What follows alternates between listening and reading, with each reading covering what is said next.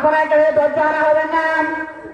এই পর্যায়ে আপনাদের সম্মুখে পবিত্র কোরআন ও হাদিস থেকে গুরুত্বপূর্ণ আলোচনা নিয়ে আসছেন ফুলিয়াছড় বেতিয়ারকান্দি মাদ্রাসার সিনিয়র শিক্ষক হযরত মাওলানা মুফতি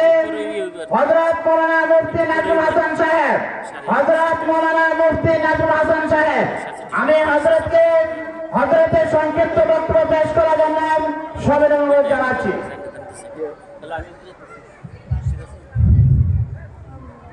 আসসালামু আলাইকুম ওয়া রাহমাতুল্লাহি ওয়া বারাকাতুহু।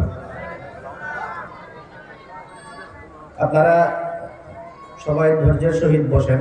আমাদের জুনায়েদ আল হাবিব সাহেব রাস্তায় আছেন, আসতেছেন। মাঝখানে কয়েক মিনিট আপনাদের সাথে আমি একটু কথা বলি। হুজুর আসলেই আমি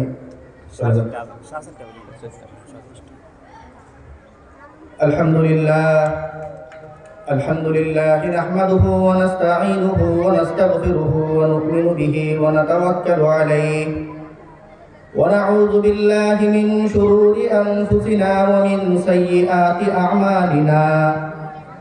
من يهده الله فلا مضل له ومن يضلله فلا هادي له ونشهد أن لا إله إلا الله وحده لا شريك له ونشهد أن سيدنا ومولانا محمدا عبده ورسوله صلى الله عليه وعلى آله وأصحابه وبارك وسلم.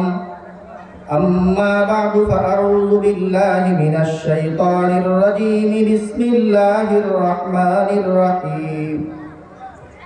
لقد أرسلنا رسلنا بالبينات وأنزلنا معهم الكتاب والميزان ليقوم الناس بالقسط.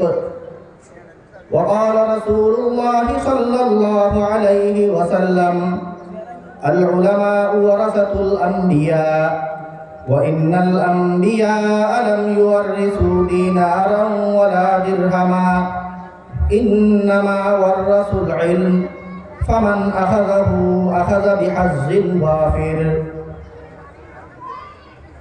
কাশিমুল উলামা তালাবা উদ্যোগে আয়োজিত আজকের এই মহতী জলসার সম্মানিত সভাপতি দিগার হযরত উলামায়ে কেরাম এবং উপস্থিত হাজিরিনে মজলিস, শুরুতে আল্লাহ পাক রব্বুল আলামিনের দরবারে অসংখ্য শুকরিয়া জ্ঞাপন করছি, যিনি আমাদেরকে আজকের এই মুবারক মজলিসে আসার তৌফিক দান করেছেন। সবাই বলে আলহামদুলিল্লাহ। মুহতারাম হাজিরিন, আমি আপনাদের সামনে নবী সাল্লাল্লাহু আলাইহি ওয়াসাল্লামের একটি হাদিস তিলাওয়াত করেছি, যেই হাদিসের অর্থ হলো উলামায়ে কেরাম নবীদের ওয়ারিস। কার ওয়ারিস? নবীদের ওয়ারিস। তো ওয়ারিস হইলে মানুষজন সম্পদ পায়, টাকা পয়সা পায়, অনেক কিছু পায়। তো ওয়ারিস হইলে কিছু একটা নিতে হয়। কি নিয়ে ওয়ারিসেরা?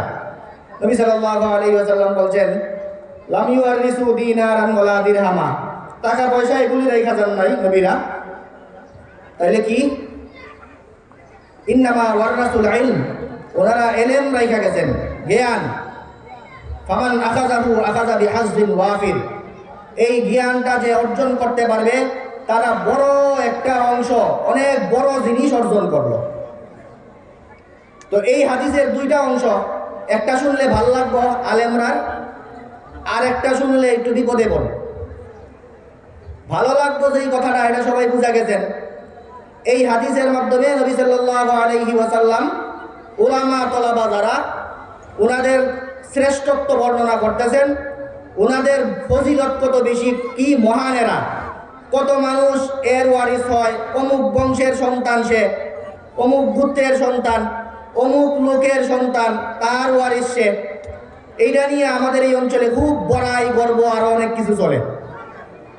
আর উলামায়ে কেরাম, উলামা তলাবারা, এরা কত বড় জিনিস, কার সন্তান, এটা বলতে গিয়ে নবী সাল্লাল্লাহু আলাইহি ওয়াসাল্লাম বলছেন, এরা নবীদের সন্তান, এরা নবীদের উত্তরাধিকার, নবীদের পূর্বসূরি, নবীদের ওয়ারিস। তো এই লোকের, অমুক গোষ্ঠীর ওয়ারিস হওয়া, সন্তান হওয়ার কারণে যদি মানুষের গর্ব করে, মানুষের সম্মান বাড়ে, তাহলে সবচেয়ে বড় সম্মান সেটাই, যারা নবীদের ওয়ারিস, নবীদের উত্তরাধিকার হবে, এদের যে বড় সম্মানের অধিকারী আর কেউ হতে পারে না। এই হইল মজা লাগার কথা। যেই কথাটা এই হাদিসের, যেটাকে আমরা উলামা তলাবারা এটারে ইবারাতুন নস বলতে পারি, স্বাভাবিক যেই অর্থটা সেটা দিয়া শুনলে আলেমদের মজা লাগে যে এটা ভালো জিনিস, আমাদের ফজিলত বলা হয়েছে। ওলামায়ে কেরাম বলেন এই হাদিস থেকে আলেমদের ভয় লাগার কথাও আছে। এই হাদিস শুনে যেমন আলেমদের মজা লাগার, ভালো লাগার ব্যাপার আছে, এই হাদিস শুনে এই হাদিসের ইশারাতুন নসের মাধ্যমে ওলামা তলাবাদের ভয়ের কথাও আছে। সেটা হলো আলেম ওলামারা যেমন এই দেশে, এই পৃথিবীর বুকে নবীদের ওয়ারিস, এই জন্য তারা শ্রেষ্ঠত্ব লাভ করে, এরা যেমন নবীদের ওয়ারিস হওয়ার কারণে এদের মর্যাদা বৃদ্ধি পায়, ঠিক তদ্রূপ নবীদের উত্তরাধিকার হওয়ার কারণে এই হাদিসের মাধ্যমে নবী সাল্লাল্লাহু আলাইহি ওয়াসাল্লাম আলেম ওলামা তলাবাদেরকে নবীর উত্তরাধিকার, নবীদের ওয়ারিস বানানোর মাধ্যমে যেমন শ্রেষ্ঠত্বের বর্ণনা দিতেছেন, তেমন এই আলেম ওলামাদের উপরে একটা বড় গুরু দায়িত্ব চাপাইয়া দিতেছেন। সম্মান আর মর্যাদাও দেওয়া হইতেছে। আর সতর্কতা আর ভয়ের কথা হইল যে এখানে কিন্তু খালি সম্মানের কথা বলা হইতেছে না, বিশাল বড় দায়িত্ব চাপাইয়া দেওয়া হইতেছে। শুধু নবীদের ওয়ারিস এটা মজা লাগবে আর মুখে মুখে কথা বলবো সেইটার এমন বিষয় না। নবীদের ওয়ারিস হওয়ার কারণে আত্মগর্বে আত্মতৃপ্তির ঢেকুর তোলবা ব্যাপারটা এমন না। নবীদের ওয়ারিস হওয়া দায়িত্ববোধের ব্যাপার। এই পৃথিবীতে দুনিয়ার মানুষরা, পৃথিবীতে দুনিয়া এবং আখিরাতের সফলতা তাদের কোন পথে আসবে সেইটা দেখানোর দায়িত্ব ওলামাদের। এই পৃথিবীতে মানুষজন কিভাবে জীবন যাপন করবে, মানুষের জন্ম থেকে মৃত্যু পর্যন্ত, মানুষের ব্যক্তিগত জীবন থেকে রাষ্ট্রীয় জীবন পর্যন্ত, পৃথিবীর সকল মানুষের প্রতিটা সেক্টরে কোনভাবে মানুষজন জীবন যাপন করলে দুনিয়া আখিরাতে সফলতা অর্জন করতে পারবে, সেই বাস্তবটুকু বাঁচতে দেওয়ার গুরুদায়িত্ব ওলামাদের কাঁধে।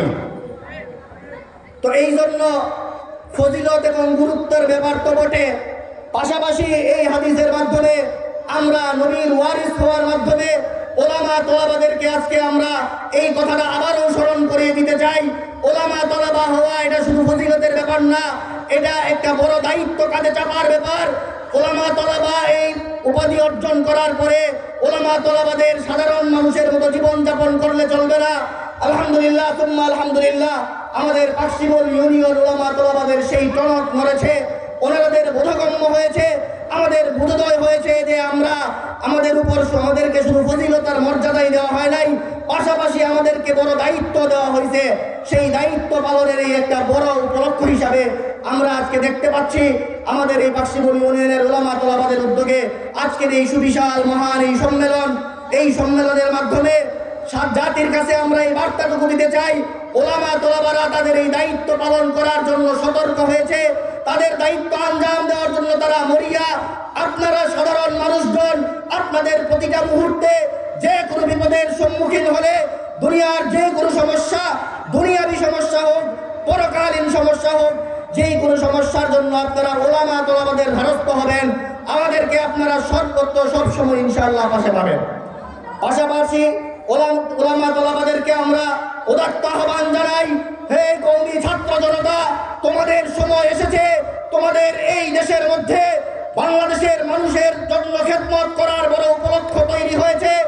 আমরা দেখেছি বিগত 17 বছরে এই যেই ফ্যাসিস্ট সরকার ছিল, সেই সরকারের আমলে যেই ছাত্র সংগঠন মানুষের জীবনকে বিষিয়ে তুলেছে, যারা এই বাংলাদেশের পরিবেশকে যারা বসবাসের অনুপযুক্ত করে ফেলেছে, এমন একটি ছাত্র সংগঠন বিদায় হয়েছে। আবার আপকামিং ছাত্র সংগঠন সামনে যারা আসতেছে, এই কয়েক মাসে মানুষ তাদের ব্যাপারে পিছিয়ে উঠেছে, তাদের কার্যকলাপ দেখে মানুষজন আস্থা হারিয়ে ফেলেছে, তাদেরকে আর মানুষ বিশ্বাস করতে পারতেছে না। অপরদিকে যারা নতুন রাজনৈতিক দল গঠন করতে যাচ্ছে, যারা এই ছাত্রলীগ বাদ দাও, ছাত্রদলকেও বহু দেখেছি এদের দিয়েও কাজ হবে না, এইসব বলে বলে বৈষম্য বিরোধী ছাত্র আন্দোলনের নাম দিয়ে যারা নতুন করে রাজনৈতিক প্ল্যাটফর্ম তৈরি করতে যাচ্ছে, এই কয়েকদিনের বিতর্কে তারাও মানুষের কাছে কালার হয়ে গেছে। এখন কাউকে আর বিশ্বাস করার সময় নাই। কওমি ছাত্র জনতা, তোমাদের আজ জেগে উঠতে হবে। এই বাংলাদেশের মানুষের মুক্তির জন্য দুনিয়া আখিরাতের সকল দায়িত্ব, সকল সবক বার্তা দেওয়ার জন্য আজ পর্যন্ত এই বাংলাদেশে পৃথিবীর বুকে আব্রাহাম লিঙ্কন থেকে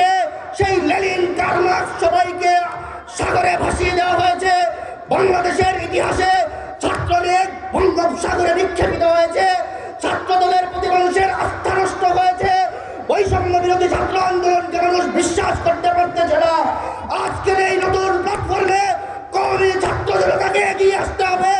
তোমাদের সামনে অবারিত সুযোগ, আমাদের স্পষ্ট ঘোষণা, আগামীর বাংলাদেশ, আগামীর দেশ পরিচালনা করবে আলেম ওলামারা, তালেব তোলাবারা। তাদের মাধ্যমে তাদেরকে বাইপাস করে, তাদেরকে মাইনাস করে বাংলাদেশের কোনো রাজনৈতিক সিদ্ধান্ত গৃহীত হতে পারে না, পারে না, পারে না।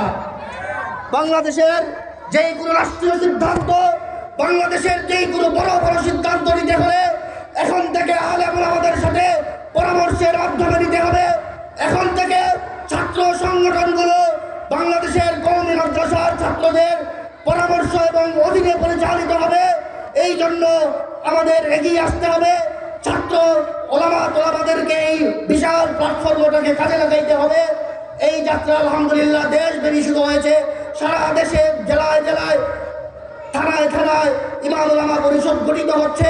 এরই ধারাবাহিকতায় আমাদের এই পাকশিমুলে ওলামা তোলাবাদের মাধ্যমে যে সংগঠনের যাত্রা শুরু হয়েছে, আমরা বিশ্বস্ততার সাথে আপনাদের পাশে থাকতে চাই। আপনাদেরকেও আমরা উদাত্ত আহ্বান, আপনারা আপনাদের যেই কোনো সমস্যায় ওলামা তোলাবাদেরকে পাশে পাবেন, তাদেরকে নিয়ে আপনারা আগামীর এই ব্রাহ্মণবাড়িয়া, আগামীর সরাইল এবং আগামীর পাকশিমুল আমরা গড়ে তুলব। রাসূলুল্লাহ মিনাল্লাহি ওয়া ফাতহুন কারীম ওয়া বাশশিরিল মুমিনিন। আসসালামু আলাইকুম ওয়া রাহমাতুল্লাহি ওয়া বারাকাতুহু। আলহামদুলিল্লাহ, আল্লাহ পাক রব্বুল আলামিন এদের কণ্ঠে বরকত করুন, এই জন্য সকলে আমিন। সম্মানিত প্রিয় বন্ধুগণ, এখনই আমাদের মাহফিলে নামাজের বিরতি দেওয়া হচ্ছে। আমরা যারা এখনো ওযু করি নাই, ওযু এবং ইস্তেঞ্জার দিকে ফারিগ হয়ে আমরা মসজিদে গিয়ে নামাজের জন্য প্রস্তুতি গ্রহণ করব। ইনশাআল্লাহ আমাদের দাওয়াতি মেহমান আমাদের মাহফিলে উপস্থিত হয়েছে। ইনশাআল্লাহ আমাদের পরে আমাদের মাহফিলের কার্যক্রম ধারাবাহিকভাবে চলতে থাকবে।